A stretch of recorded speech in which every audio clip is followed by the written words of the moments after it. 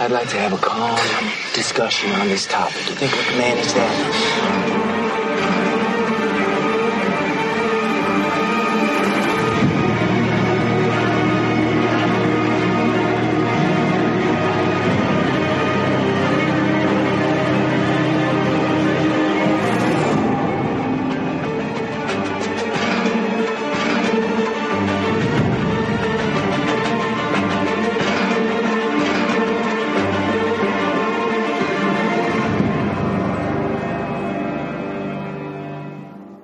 So we're doing this Walking Dead. The way I saw this Walking Dead podcast, this idea, was I've read the comic books and I've watched every episode of the TV show, apart from the one that's going to be airing in about half an hour, which I'll be recording, and that's the mid-season finale for season 5. I thought it'd be really interesting, as you started watching from episode 1, to get your take on something that I'm really familiar with and you're just stepping into. Right, okay. Is that cool? You could call it beginner's guide or something. Yeah, well, I just put the Walking Dead edition for the second, because you watched 2 episodes, right? Yes. Yeah, so I'll put those 2 episode titles on the front so that people can... I'm sure people are going to start picking this show up even now for the first time. There will be others like me out there. There's got to be, isn't there? Yeah. Has to be. Yeah, I thought it'd be really interesting to go in. So you haven't read any of the comic books? No, but I might now. How much does it mirror? Well, that first episode is almost frame for frame. Is it really? Okay. Yeah, it's staggeringly close. There is. Where does the branch start in episode 2? Yes. Because it is left very, very open indeed, to say the least. So. Yeah, it does. As far as I can remember, it does go off book pretty soon, because there's only 6 episodes in season 1. That's what Andy was saying. Yes. Yeah. Yes. So it won't take you long to rip through it, but it does go off book in the middle, and at the end of the season, it really does divert quite dramatically from what the comic book is. Not all of it's good. Not all of the divergence is good. But for the most part, it's a quality show. I'm going to ask why you're saying that. Obviously, I will experience that myself. And am I at a point where really I should jump into the books in tandem, or would you do one then the other? I would do one then the other. Which one would you do first then? I'd do the show. Okay, because I'm glad you said that. I kind of don't want to stop, so... Yeah, because it will take you a long time to get through the books, because there's... I stopped reading the books at issue 100. Wow, okay. I stopped for a very specific reason that we'll get into once we're into the show, into this a bit, because I don't want to spoil anything for you. But that's all right. What I didn't like, and you probably, I don't know if you're expecting me to say it, I immediately saw, do you want me to go in the kitchen? I immediately saw 28 Days Later. Right. Do you know why I'm saying that? Yes. Because of the waking up. Yeah. Yeah. Which was, it wasn't disappointing, but actually it was. I liked it was almost like a passing frame though, wasn't it? The flower put down, then there's literally a sentence and the flowers are withered and he looks up sort of thing. So I did like the way the time lapse, there was an instant. That was fantastic, wasn't it? I really liked that. That was very, very clever. Yeah. But then I was like, no, please don't let him be in a hospital with nobody around. Oh God, he's in a hospital with nobody around. That's horrifying. But then he wasn't, because he went down 2 corridors and immediately he found the doors that said that they're all chained up and they're bolted and padlocked and stuff. I was like, he's already in the mix. And that immediately started to diverge away from 28 Days Later, where he's walking the streets for bloody... I mean, obviously that's going to happen. Yeah. Because they're focused like swarms of bees where they think they're going to get action. And that's not going to happen on the freeway. So obviously he's going to hit the freeway and so on. But immediately in the hospital, I was particularly... how can I word it? It was like oh, really? And then, oh, really? Yeah. Sort of thing. But I'm also glad he didn't just let them out. Oh, Christ. Because it left that little bit of intrigue there, and he was in no condition, obviously, to fight them, because he's got a bloody wound in the side of him, the size of a tank sort of thing. And I did enjoy the whole, oh, drop me down, oh, pick me up, and now leaving me hanging. I thought that was very, very good. What do you think was going through his mind when he saw that? Because he's got the door with the "Don't Open Dead" inside sign written on it, and the hands coming through. I mean, he's just woken up in that hospital. Even he doesn't know, does he? No, I mean that's. He probably doesn't even know what he's thinking. That's the crux of this. He doesn't. I mean, should I be scared? Yeah. Not to be scared of. Now, obviously, there's this fear of unknown that encapsulates everybody. Yeah.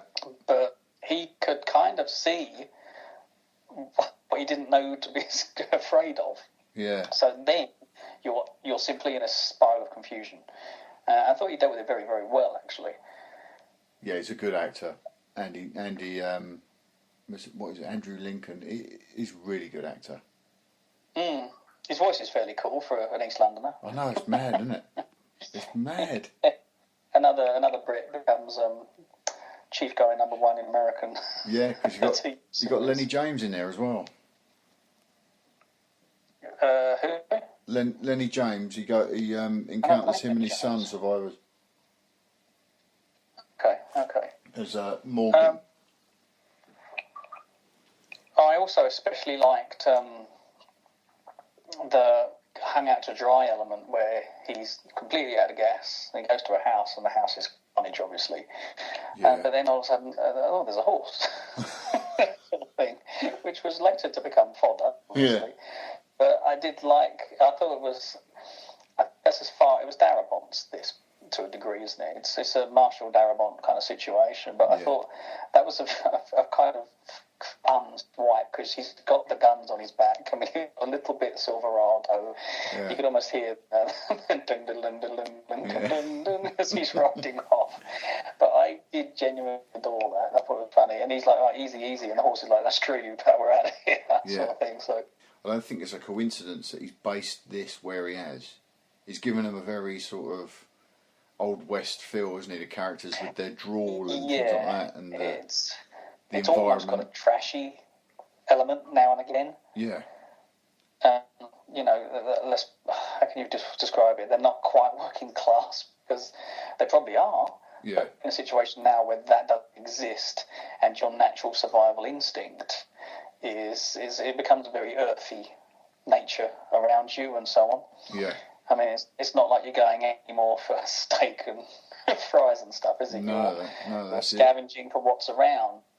That scavenging lifestyle, probably, many places where you're going to be in the world, that's the atmosphere you're going to be living in. So, yeah, I felt a little bit sorry for that stereotypical, almost Alabama Texan kind of accent creeping in, just showing like the trailer trash aspect. Because I mean, you could be in Manhattan, you could be in down Chicago. It doesn't matter where you are, you're screwed.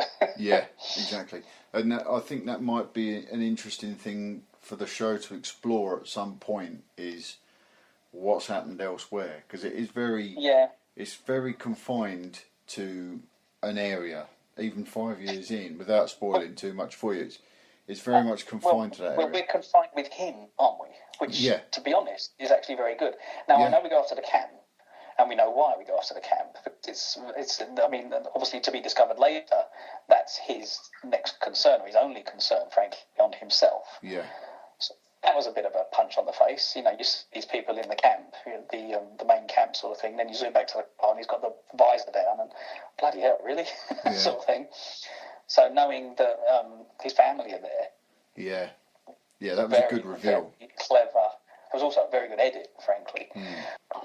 But what I didn't really twig, I never really took a lot of notice in the beginning, before he got shot. Him and his buddy. Is that his buddy? Yes. It is, right? Because I'm like, that really looked like the guy that we've seen in the patrol car earlier. Yeah. And yet that little sod's jumping into the roost very early in the game. Again, very clever writing. Yeah. He's got the two dilemmas on his hand with even knowing it. There's so much more we will speak about on the subject of Shane and those conflicts, because there's a lot said and there's a lot left unsaid in this show, and I think there's going to be something that's very interesting for us to talk about when we get to it. And it's also good that you don't read the comic books as well, because that Shane character is ejected pretty quickly. Right. I might investigate after the season's done. Yeah. Because, I just pull a PDF from somewhere if necessary. I might buy them, depends how engrossed I get, sort of thing. I generally am happy to do these via Kindle kind of situation, but maybe I'll invest in a nice bookshelf ornament, we'll see. Yeah, I did buy, I bought the, I can't think what they call them now, but it's kind of a collection of all the separate issues in a digital. That's probably what I'll do, to be honest. I can't think what they're called now. I think they call them trades, but like a dozen. I used to have a lovely app on the iPad that, as you move, it actually went frame by frame by frame as well. It wasn't the whole page. It was a aiming set. It was nice. You just scrolled. It was frame. But it would scroll up and down and left and right. It didn't matter which way you went. Yeah. It sort of zoomed around almost like there was this random sort of camera angle. It was very cool. Yeah, I got something like that. I got the Marvel version on my iPad. But, what I did enjoy a lot of, even though obviously it completely has to happen because it's episode 1 of 27 years worth, is every time I really thought he screwed, they were quite clever with their exits and their rabbit holes out of there and things like that. I loved the bit in the tank. I really did love the bit in the tank where it's like they're behind, they're in front, he's screwed. But then you're looking at him through the hole in the bottom of the tank. That's actually where you are. So he comes towards you in the fact that he's crawling up the manhole in the base of the tank, which I thought was bloody awesome. Because I completely forgot that. Completely forgot that. And then he sits in there and the guy in the tank's like, what are you doing in my tank? And then he defends himself by shooting the guy. Yeah, and there's use of really... what's the piece of music at the end? It's something really unusual, isn't it? It's not score. It's a track. It's some twangy kind of pop number, though, isn't it? Yeah. It felt kind of claustrophobic, to be honest, and at the same time releasing. You're stuck in there because at that point you got this aerial view of these terrifying ants pulling this poor horse apart. Yeah. And you've got this jolly little Midwestern track going that is both, are you serious? Yeah. And, okay, it's our turn to escape for a minute, sort of thing. I thought that was a very, very good method of using it. I did like the zoom out. The zoom out on this, this chaos underneath, I thought, just brilliant. I thought that they did a far better job on this than with the whole World War Z ferocious thing. I mean, that was clever from a visual point of view, but this was far more. I'm not going to say, I guess frightening. It was far more, just more depth to it. Yeah, you felt it. It's quite creepy, isn't it? I mean, we had this conversation, didn't we, briefly a couple of podcasts ago when we was talking to Andy and Steve about it. It's the fast zombies or the infected versus zombie, the traditional slow-moving zombies. What's your preference, certainly with regard to this show? How do these zombies feel to you? I prefer this type, but they do run occasionally. I mean, they're climbing fences and things like that. I don't know if it's something they're going to talk about later, but I was quite surprised that they gave them an intellect. Yeah, they have an intellect. I mean, the woman had memories of her house. The mother had a memory of her house, which, to be honest, I thought was good. I actually enjoyed that because I actually found it a rather touching scene where he couldn't take her out. That's good. Yeah, and, he's screaming at himself. He's doing target practice, like, right, where are you? Let's go. But he couldn't do it. And I actually thought that was quite a cool scene. Yeah, you needed but at the same time, I thought it was a cool scene. That also pulled me into the idea that I became attracted to the idea, even though it may be wrong, that they had an intellect in there. Because, I mean, one or two of them are looking at them with very scheming kind of eyes. Yeah. There's a couple of the two guys that got off the bus, the first one, you expected him to come back later, and he did, and he's got a very he's calculating things almost. Yeah, he had a very specific look as well. He looked like he should have been Very specific, some kind of featured character in some way, but there's no indication that that's what he is, other than he looked particularly well designed. Yeah, it's almost like his makeup was of a particular nature for some purpose. Yeah, it reminded me of Jim Carrey a little bit. But you don't recall seeing him beyond. Well, no, don't go. I'll find out as I go. Yeah. I'll try not to. Well, I certainly won't reveal. No, well, it's going to happen. Yeah. Not too fast. I will say that where we are now in the show, those that are watching it live, so to speak, we're 5 years in, but I think only 2 years has passed. 2 years of time narratively has passed. Right. 2 years real time, 5 years. 5 years for us. Yeah. Right. Okay. So, considering the climate and considering the amount of time they've been out there, you do start to see an evolution in these walkers. I can imagine that happening because they're technically a living organism in the fact that they're dead, but then they're not. They're still moving around. Yeah. They have sight, so that would, I mean, theoretically over millions of years it would evolve, but they're going to require, regardless of what it is, they're going to require, and over time that requirement will create a little bit more intellect, a little bit more need, a little bit more movement, and so on. So I can imagine some kind of evolving situation within them. Yeah, I'm expecting that completely. Yeah, I think you'll be surprised where they take it. Certainly, not just within the story in-universe changes, but the production changes as well. Okay. Because you get the show changes hands very soon. Oh, really? Okay. Yeah, it changes hands a number of times, so their approach to the show changes a little bit. Right. It's predominantly, it's always good. There are some aspects of it that don't really succeed, but you'll see that. I'm not generally a schlock horror gore fan. No, I'm not.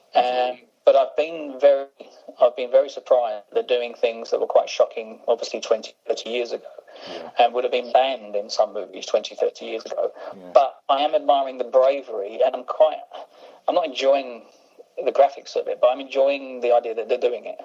Yeah. Whether it's a bullet, an axe, or a horse or something, they are just cracking on with it, which, frankly, I'm pleased to see. Yeah, and it's it's very brave because the first zombie he puts down is a little girl. It's a huge step to not only put horror in a TV show, but to put a father in a situation where he's got to kill a child is just unimaginable, isn't it? I mean, that's... Was that his girl? I didn't pick up on that. No, it's not his kid, but it's, he is a father, and... Of course, the whole infant thing is it's unthinkable, and they throw it at you very early indeed. Yeah, he's pretty much setting his stall out for you.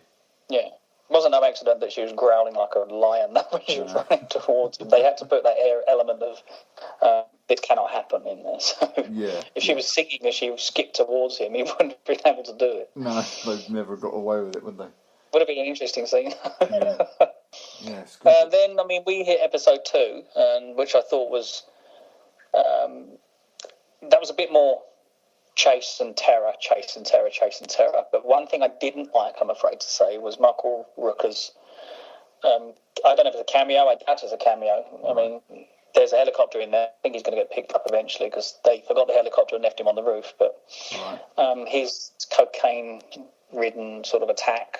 Yeah. It was I just thought it'd be unnecessary, but at the same time, it also keyed in our cop to show his mettle and how he's going to deal with things, and how this was my way or the highway, or it's our way or the highway, sort of thing. So I did understand that at the same time. I thought, cool, Rooker's in it, and I thought, but he's rubbish. Right. So he the character, because I think Rooker's really good. I do. I think it's awesome. very unpalatable. Clearly, it's intentional. He's written to be disliked. So he really is a vile thing.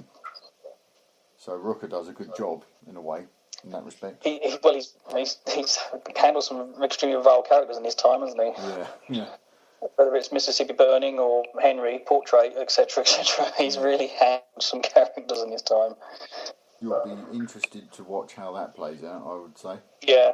I'm imagining I need to. Well, he said the first season's only 6, so I've only obviously got a few more anyway. Yeah. Which I'll probably try and get done by the weekend if I can. Yeah. I might stick a couple of my phones, so I might do them on the train tomorrow as well. So. Yeah. What I quietly enjoyed with the Rooker, let's say, scenario was there was no way on earth I wanted him let out of those handcuffs, but the guy that had the key, you could see that he was feeling sympathy. But I loved it when he fell over and the key went down the drain. It was so obvious, but I was still to think that was the case. I would have liked for him to have said, like, screw you, you racist foul pig, and throw that key down the drain on purpose. Well, yeah, you kind of wanted him to. But you even put it in Rooker's mouth and then swallow it or something. Yeah, you need let him deal with it. You need to maintain sympathy for that guy, and you can't lose sympathy for T. His name's T-Dog. Yeah, I know. I got that feeling from it straight away. He immediately became a likeable character. Yeah, and you wanted to keep that, so I understood that. That was fine. Enjoying very much. Good. Waiting for part 3. I've got 3 seasons worth. I can delve in at some kind of rush if necessary. So I will try and pop in a few more episodes ASAP. We will get together ASAP. Yeah. And from that point, obviously, I will have caught up for at least the first volume, which is going to give me a much broader scope of some character arcs that are performing, because obviously I'm still days on that yet. Yeah, it's good. It's always nice when you get into a show, because I've fallen very much into this binge-watching thing now, where if we're going to start watching a new show, I need half a dozen episodes so that I can pin down which character I'm supposed to be invested in. I'm not limited to a couple at a time, as you're fully aware. So. Yeah. So the next thing I care about is, number 1, I want to see the character build between his wife and son in the camp. Yeah. And the Asian guy's awesome. He's brilliant. The Asian guy, and he's singing in that. Is it the Ford Mustang he's got at the end? Yeah. Which I thought was hilarious. So I want to see where he goes. Even if they tail off on his own because he has to detach for whatever, I think he's going to catch up with them. But I like the idea of the rescue in the truck, but him just tailing off in the distance like Smokey in the Mustang, I thought was awesome. Yeah, with the alarm blaring away, attracting every walker in town. Have you watched Breaking Bad? Say again? Did you watch Breaking Bad? I did not, sir. I tried. I watched about 6 episodes of that and I bailed. Oh, right, okay. Much to everybody's disgust. Yes, anyone that is watching this, I'm not a Breaking Bad fan. I'm probably the only one in the world. Maybe try again. Yeah, try again at some point, but we'll get to a certain point in this show, in The Walking Dead, and I'll bring up a whole fan theory that's out there that may or may not tie Breaking Bad to The Walking Dead. Oh, really? Yeah. And you and Andy talked about this. Yeah. Very loosely. Yeah. I can't remember what it is. Do you remember you bringing this up? You're a few episodes away from it, but when we get there, we'll discuss it. Awesome. I intend to get the whole season done at ASAP. Okay, mate. Yeah, that'll be good. What we need to do then, I'll try to do the entire season before we next chat. How's that? Superb. Yeah, and then we'll go from there. Nice one.